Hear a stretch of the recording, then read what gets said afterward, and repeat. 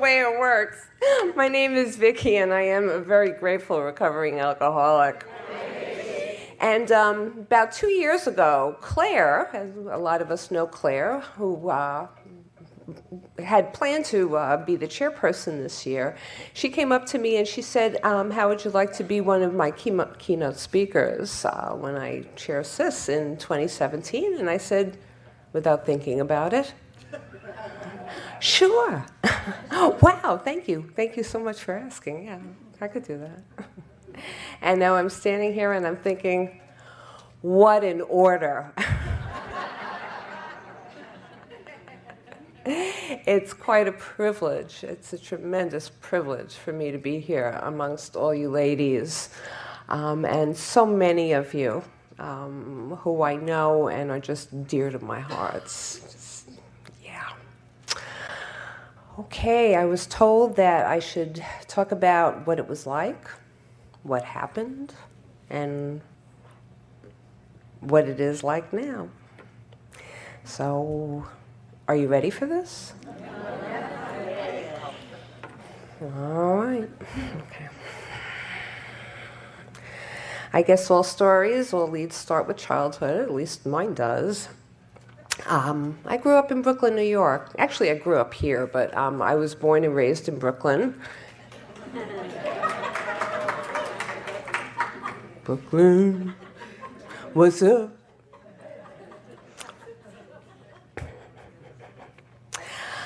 However, and this was in the early 60s, I can describe my childhood with 3 words. And those 3 words are lonely, dark, and fearful. I was the youngest of 3, with a big age difference. My brother 15 years older, my sister 11 years older than me. And by the time I was about 8 years old, they were all gone, so I became an only child of an alcoholic mother who was very, very deep into her disease. She was also agoraphobic, which means that she stayed in her pajamas all day long, drank her scotch, watched her soap operas. She didn't get out of the house. And she didn't make me sandwiches or do any of the things that moms do. My dad was a lovely guy. He was a civil servant, and he did whatever my mother told him to do. And when I started complaining about my mother's behaviors, he just told me, your mother's an alcoholic. You gotta let her have her way.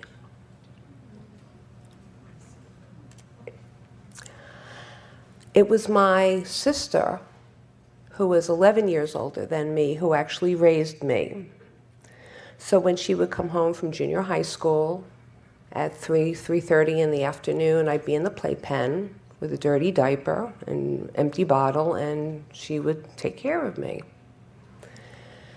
That's my sister Linda. A lot of you have met her, and she still helps take care of me today.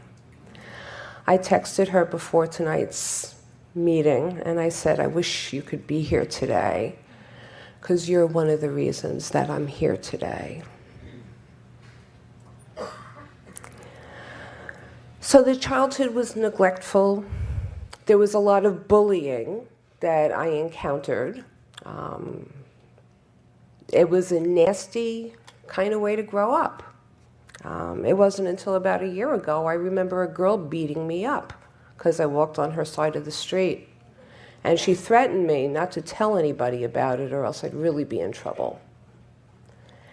It's amazing how these memories come back in waves. And in fact, I should go back and say that my sobriety date is June 28, 2011. God willing, I'll be celebrating my 6th anniversary next month. So even in this short amount of time, the memories are still coming back. The onion keeps getting peeled and more will be revealed. And just remembering these bully encounters as a child helped me to understand a lot about my behaviors, my trigger personalities, my perceptions of reality.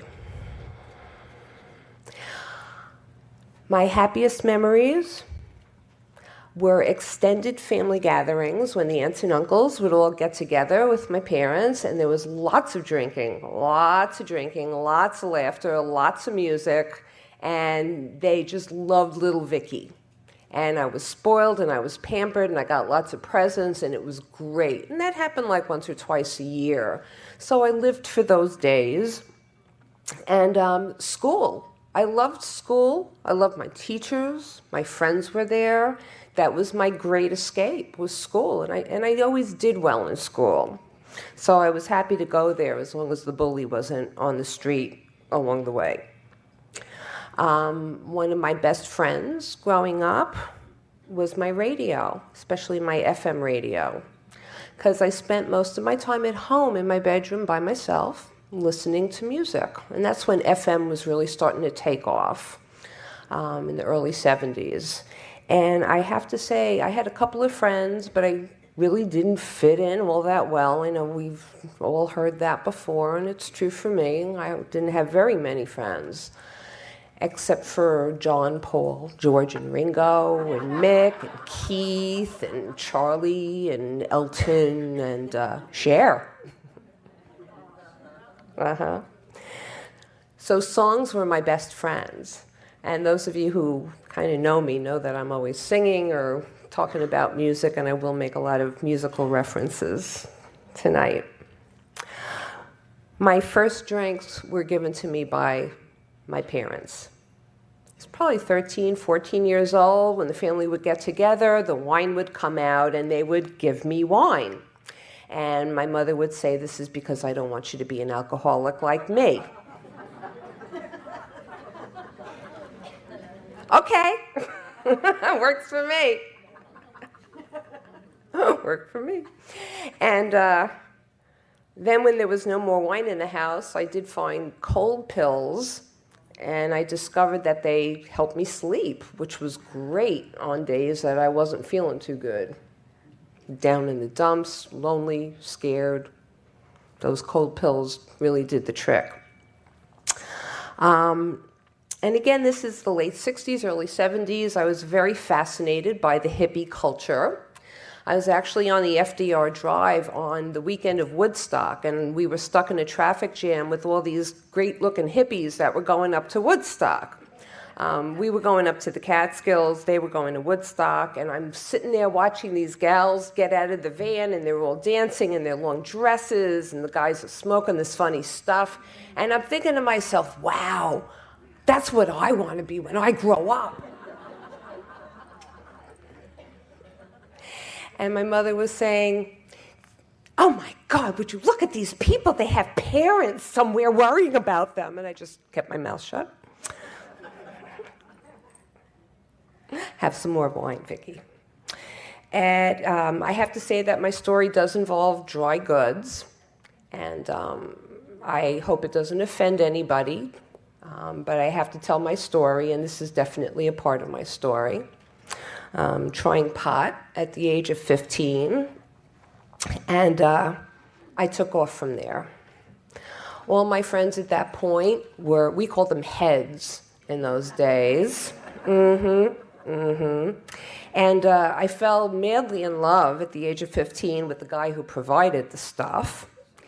And after we broke up several months later, I wound up having a nervous breakdown because I really loved him. You know, that first love affair when you're 15 years old and your life depends upon this guy, and you're going to get married and live in a tree house and just, you know, yeah. I had high aspirations that were just dashed. And I had a nervous breakdown. I really did. No kidding. And in this state of despair and depression and suicidal ideation, I was taken advantage of by some guy in my neighborhood, if you know what I mean. And having no one to tell about it, I put it in my diary. And then I found out I was confronted with my mother with my diary in her hand. Shortly after, she came out of my bedroom with a bag of pink roll joints. And there was a knock at the door. And I opened up the door, and there was this very tall police officer standing there. He looked like the police officer in the Yogi the Bear cartoons. You know, he had that hat, you know, which I could see would really lure people into law enforcement, just to wear that hat. Yeah. And there he was. And my mother said, "Oh, thank God you're here. Thank God you're here. Look what I found in my daughter's bedroom." And she held up the bag of pot, the pink joints.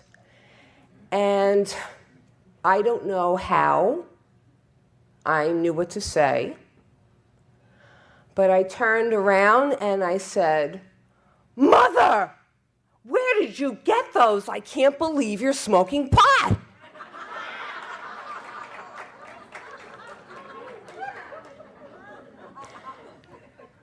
God is my witness. This is what happened. This is what happened. So I didn't get arrested that day. But on Monday, I was sitting in front of a juvenile judge in Hillsborough County, and I wound up in a foster home. My parents signed me over to the state as an ungovernable child.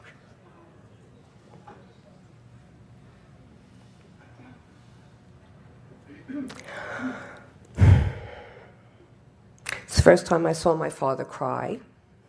He came running to me saying, "This is what your mother wants. I can't say no to her. Don't be angry at me." And my mother made it clear that she was doing this to teach me a lesson. And my song at that stage of my life was from Traffic, and it's called "Can't Find My Way Back Home." That was my song. And I stayed in that system for several months, and my parents managed to get me back, even though I didn't want to go back. I was very happy where I was, ultimately. I was with a very nice family.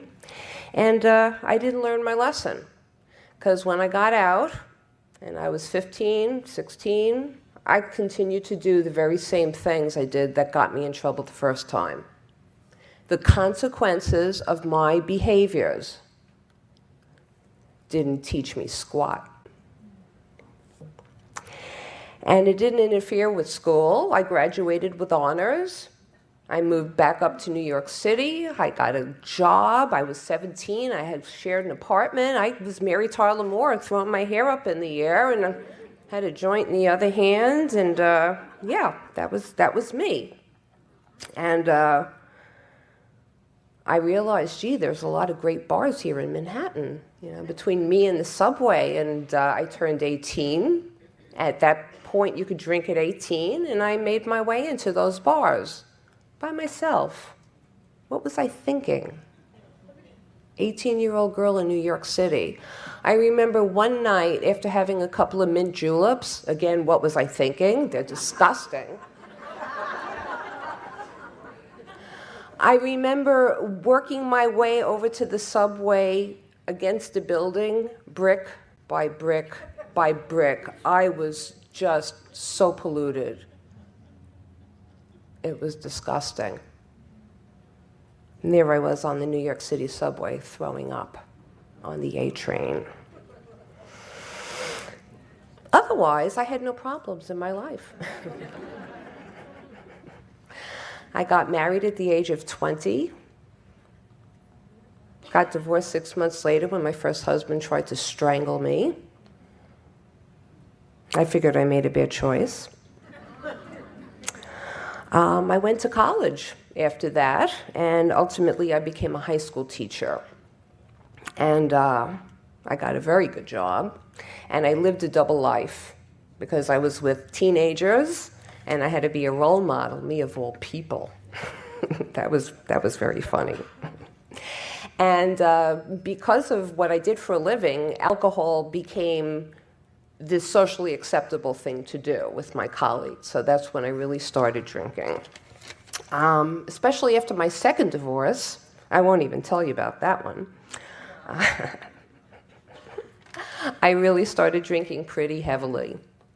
But I never combined the two. I was very good about that. My driver's ed teacher taught us that you never mix alcohol with drugs. So I didn't do that, so I figured I had everything under control.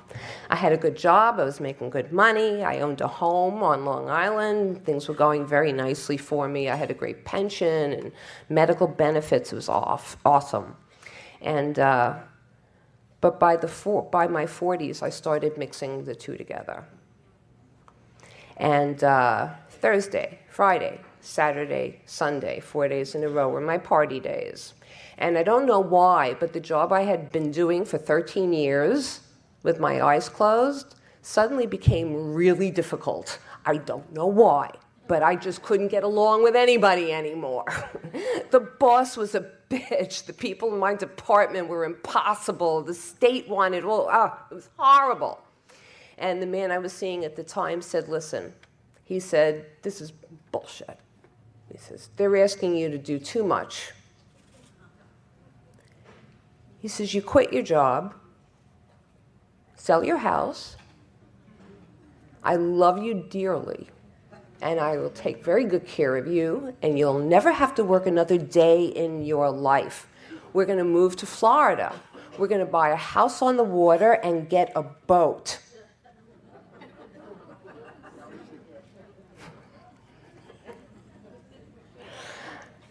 God is my witness.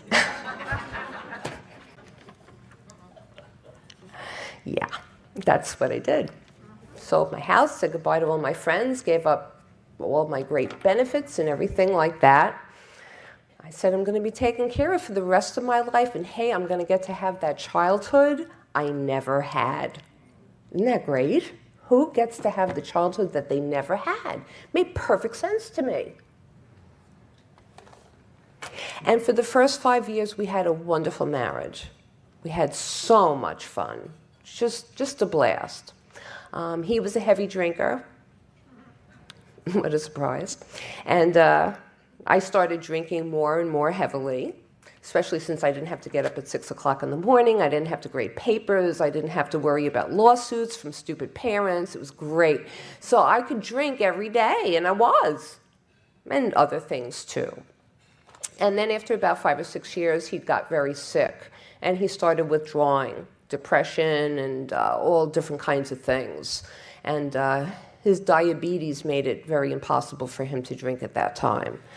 So he withdrew into his bedroom and slept all day, and I withdrew into my bedroom, or my den, with my computer and my music and my beer and all my other stuff. And I would be there pretty much from 4 in the afternoon till about 2 in the morning. I don't remember ever how I got to bed, ever. And that's what my marriage turned into. And one day I'm sitting there listening to Elton John or something, and it dawned on me. I'm right back where I was when I was 10 years old. I'm back in a room all by myself, listening to John, Paul, George, and Ringo. I am lonely. I have really screwed my life up so royally. I hate myself. And I want to die. I actually went to Englewood Community Hospital. I went to their emergency ward on New Year's Eve, 2010, December 31st, 2010. I went into the emergency room, and they said, "What's the problem?" I said, "I'm going to commit suicide." And they actually looked at me and they said, "I'm sorry, we don't take care of that here." God is my witness.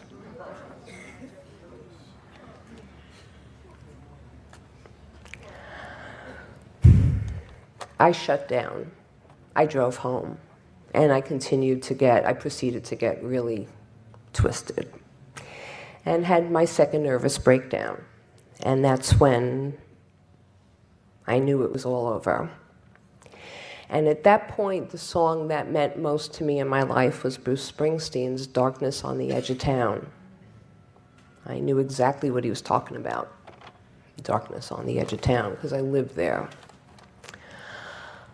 Luckily, I was able to go to a rehab in upstate New York. It was January. I was up in the Catskills in the coldest winter that they'd had in like 50 years. And quite honestly, going in there, it was the scariest day of my life. And this is a woman, a girl, whatever, who has ridden New York City subways at 3 in the morning.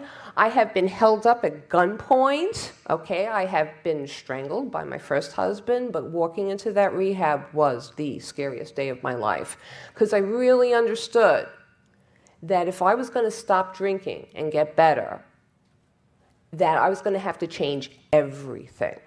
Everything. The husband, the house, not working.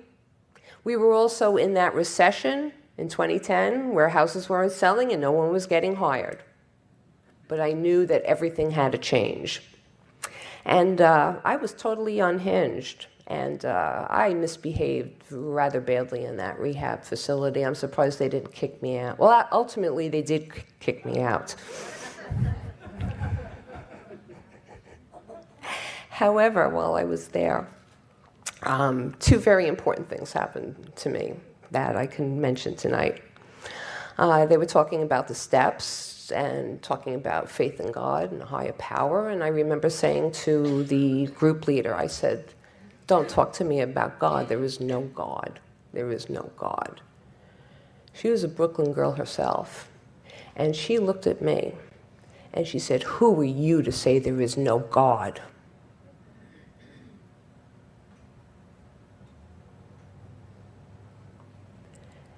And she saved my life. Her name is Lynn, and I thank God for her every day.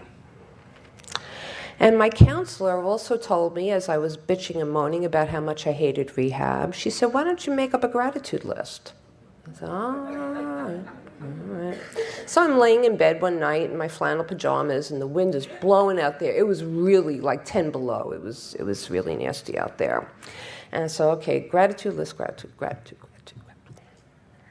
And all of a sudden I started thinking, well, yeah, it's freezing outside, but for this old building that we're in, the radiators were clanking. You all remember the sound of clanking radiators, you know, those of you from up north? Yeah, radiators were clanking, making all this noise, and instead of saying, "I hate this noise, it's keeping me up," I realized that those radiators were keeping me nice and hot on a freezing night.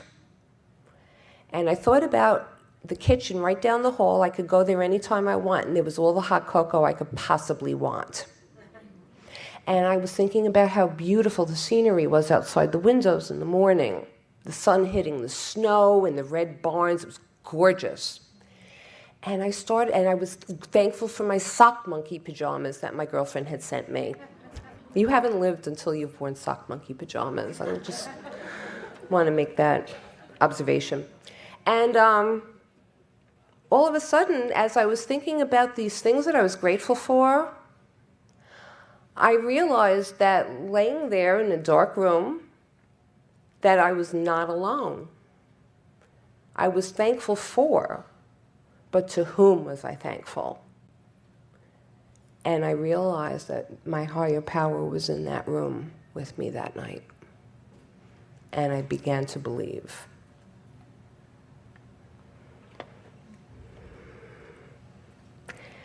And I went home after I got kicked out. I worked very hard to get kicked out of there because I was dying for a cigarette, actually.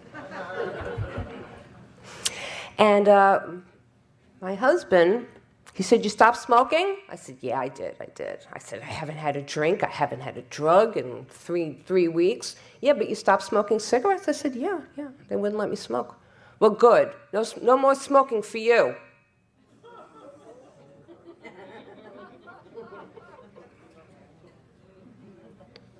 Okay. "Aren't you proud of me?" I would go to meetings. He would yell at me as soon as I got back and said, "You are 10 minutes late. You should have been here 10 minutes ago. I know how long it takes to get from here to Indian Mounds and back. You're late." He would say things like that. You know, he says, "Nobody in AA ever makes it. It's something like 1 out of 100, and I don't think you are it." He took all my meeting lists with all the women's phone numbers and threw them away. I would come home at 9 o'clock from a meeting knowing that I had like a sandwich or eggs or something that I had bought for myself for dinner after the meeting. I said, "What happened to the eggs I bought this morning?" He says, "I threw them out." I said, "I just bought them this morning." He says, "Well, I just threw them out tonight." So there was nothing for me to eat. And one thing I would not show him how angry I was, because I realized that's what he wanted. And even though he locked up all the booze in the house, as I asked him to, he bought a brand new bottle of Absolute, and he left it right there on the kitchen counter for me.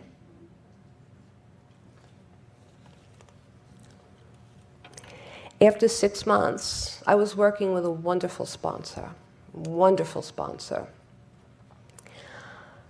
But nothing was changing on the outside. Nothing. And I relapsed. I gave in. I got a case of the efforts. And I said, "I'm going to go out, I'm just going to buy 1 beer. And I went into the 7-Eleven and I bought 2, just in case I spilled one. And I went to a nearby park, very classy. I'm sitting there drinking beer out of a paper bag in a park. I'm thinking, boy, oh boy. And I'm thinking, this really doesn't taste good. I think tequila would taste much better. But I didn't want to go out on to the main road to go to a bar. That was one thing. I did not really drive drunk. And I also didn't want to get caught. So I realized that a friend of mine was home, at her parents' house actually, and they had a fully stocked bar, and she had the key. So I went over to her house, and I said, "Amanda, I started drinking. I had a beer." She says, "It's okay, honey, that's okay. Can I have one?" She says, yeah. And she got me one, she got me another one. And then I said, "Do you have any tequila in the house?" She says, yeah, let me get it. And she brought out the bottle of tequila. She poured me a shot, I downed it. And then her baby started to cry in the other room. I said, yes. She leaves the room and I'm just guzzling it down. That was my 1 beer. And I tiptoed home and put on my pajamas, and I was about to go take my cholesterol pills, and I had the water in my hand and I had the pill bottle in the other hand, and I said, "Who cares about my cholesterol? This life sucks and I don't want any part of it." So I picked up the bottle of ibuprofen that was sitting next to the statin drugs. I opened it up and I took several handfuls of ibuprofen. I took about 30 or 40 of them. And I said, "Goodbye, cruel world," and went to bed.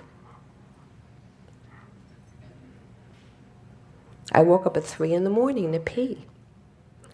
And I'm sitting there thinking, wait a second, didn't I just kill myself?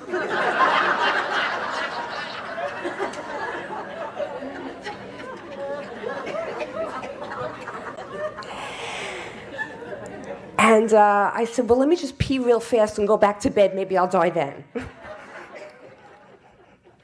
Don't open up your eyes. And I woke up the next day, obviously. And it hit me what had happened. It really hit me. What that one drink turned into, how I manipulated a friend to get the booze, how I lied, how it made me feel hopeless about everything.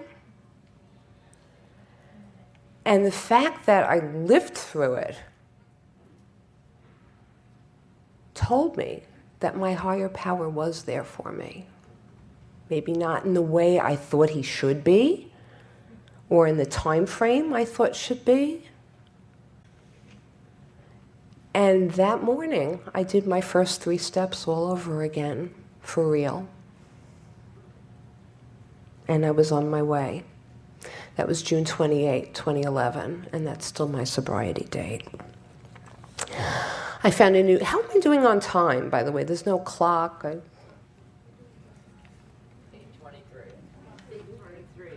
How much time do I have? You have 8:23. Oh, okay. Good. Okay. Thanks. Okay. I found a new sponsor, and because I began to understand that alcoholism had nothing to do with willpower, I thought it did. I really did. It didn't matter how many times I heard how it works. It didn't matter what I heard in the rooms. To me, alcoholism meant that I drank too much. I did not understand the disease concept of alcoholism. I didn't understand that if I have 1, I'm going to have 10. I did not understand that at all. It didn't matter what I read, I saw, I heard what I thought was truth. I just had a drinking problem, so I have to stop. I did not understand the disease concept, that allergy and that obsession. But that relapse taught all of that to me in a very scary way. And I understood that I really needed a strong connection to a higher power. And a good friend of mine in the program, she's not here. Where's Roberta? Roberta G. She said that her sponsor had a very, very strong connection with God. In fact, she had a direct hotline. You know, her telephone was like right up to God. I said, I want to meet that woman. And I met her, and she became my sponsor. And she carried me through. And I began to have faith that even though I didn't have a job and my house wasn't sold, I was going to move out of that house anyway. I would lie to realtors to show I had money in the bank and an income, but I was going to get out of that house and get away from that influence. And I did. A group of friends from AA showed up. Hi, Charlotte. Hi, honey. And just packed up my stuff. And my husband was saying, you can't move out of here. I said, yes, I could. Yeah. And my big sister came down, so he could not play games with her around. And I got out of that house, and I got an apartment. And then I got shingles.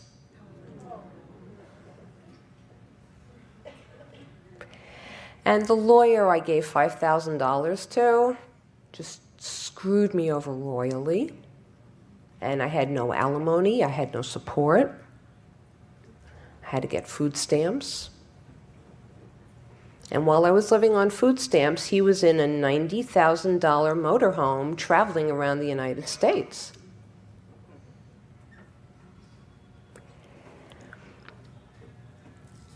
And I remember one night lying in bed, and I just couldn't sleep.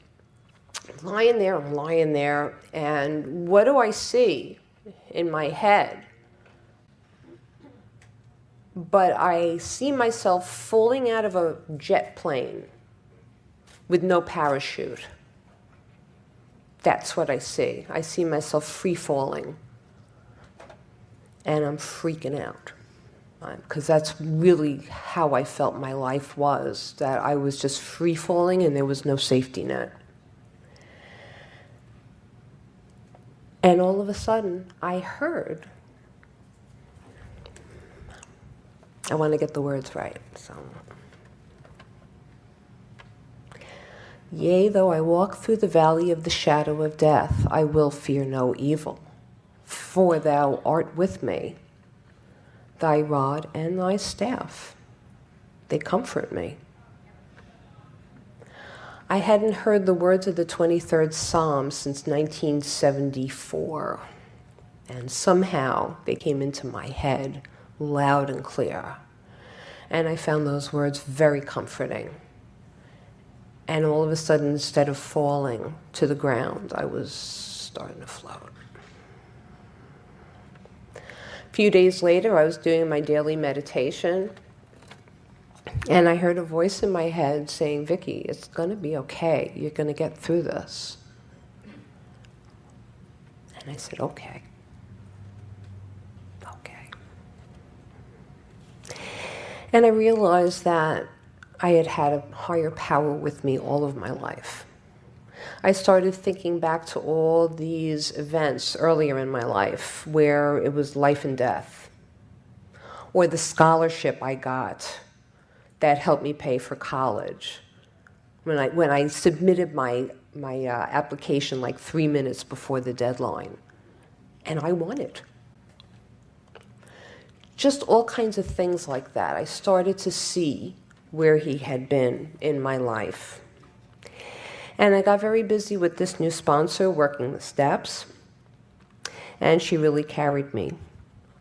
She's here tonight, and she knows how much I love her.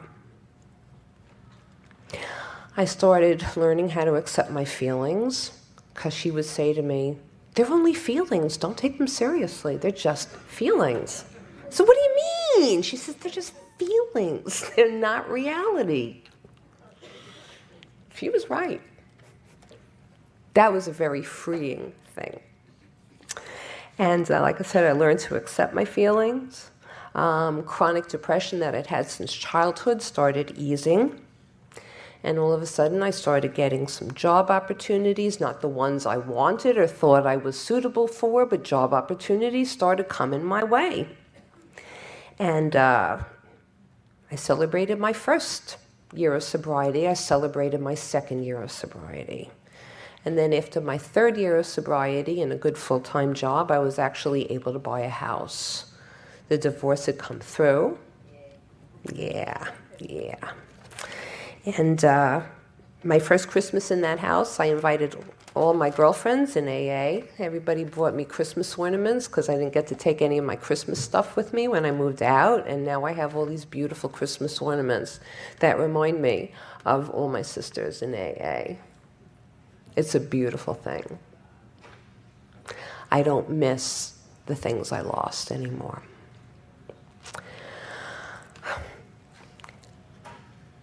I have to say that in 2016, last year, it was a horrible year. It was really awful. I lost a lot of important things in 2016. My 10-year-old Mac computer just died. I had to stop playing Bejeweled Blitz and 40 Thieves Solitaire. I had to find something else to do in the afternoons and evenings. The guy I was seeing, I had to break up with him because his dog had infested my house with fleas. Even with exterminators and collars and meds, my poor cat, what she went through, what I went through, and vacuuming and cleaning every freaking day. It took me 2 months and over $1,000 out of my pocket to finally get rid of those fleas. And what turned the corner on these fleas are some of the women who were sitting in this room. Because I put out a call, I said, I can't vacuum again. The arthritis in my hands is killing me, I can't do it anymore. And 3 women showed up. And they are here tonight. 2 of them, 2 of the 3 are here tonight.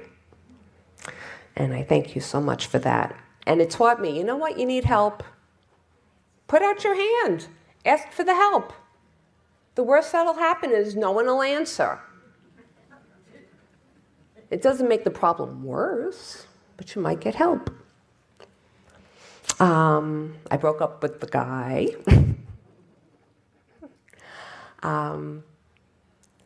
I have to say that, yeah, this is going out on CD, so I'm going to leave that part out.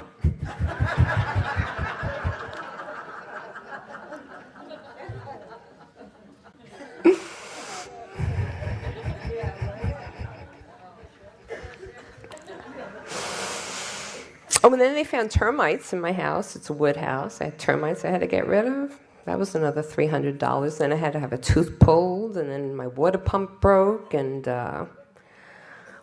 I decided to start working my steps all over again.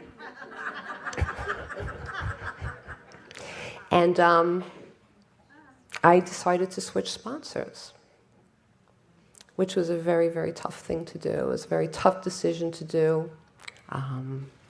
But it's just a wonderful thing. It's just a great thing. I was a new person, a different person last year than I was 5 years ago, and just ready to do new things. And we are, and I'm very, very grateful. So there was a lot of loss last year, a lot of changes. Very, very difficult. I also started a new full-time job, and it was horrible. It was horrible. Horrible. Oh my God. Oh my God. I would sit there at my desk going, I don't freaking believe this. And then my ex-husband died. And that cost me $4,000 because he was paying me alimony, and then all of a sudden he wasn't paying me alimony. It was $4,000 just like that. However, I do have to say that before he passed away, I visited him in a nursing home. And it was a very, very powerful encounter to see what had once been a very strong man turned into a very broken and sick man. And he was very happy to see me. And it was a kind of making of amends that needed to be made.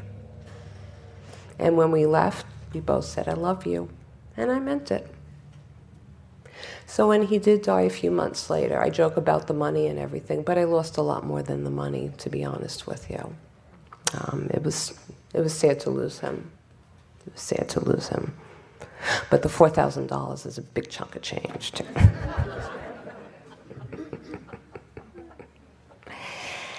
And I'm going to tell you what got me through it. Just like in my first year, going through a horrible divorce and the shingles and no work and food stamps and all that kind of stuff. Because life is like this, you know? Sometimes things are really good and then they're fair and then shit happens and then you start going back up again. And it's just the way it is, whether you're sober or not. And what got me through? Oh, you know this. I don't have to tell you this, but I'll tell you anyway for the new people in the room. Faith in a higher power that he's going to get me through this. I've been through worse before. He's going to get me through this one too. A lot of prayer.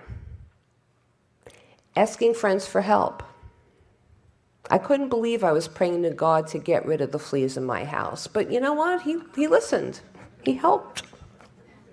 He made the fleas. He knows how to get rid of them. Working very closely with my sponsor. Reworking the steps. More being revealed. AA commitments that I took on. And last year I celebrated my 5th anniversary with dear friends who've been with me along the way.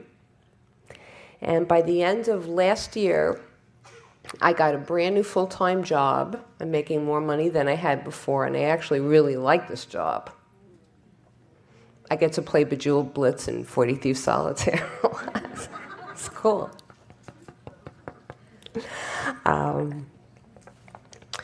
I met a man who, on December 31st, 2010, the day I tried to check into Englewood Community Hospital, because I had hit rock bottom.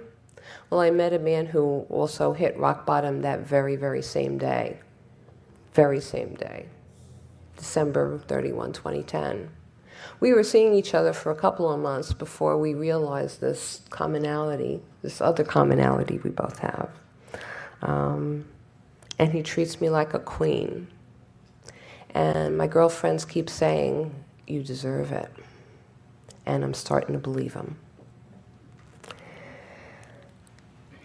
And I love my life. I'm very grateful to God. I'm grateful to AA. I'm grateful to my sisters. I have the best friends I've ever had. And I think about the song I Shall Be Released. Bob Dylan sang it, the band sings it, we sang it. And one of the lines goes, and so I remember all the faces of everyone who brought me here. And I do. I remember all the faces of everyone who brought me here tonight. For the first time in my life, I am comfortable in my skin, and it feels like I've come home. Thank you for helping me find my way.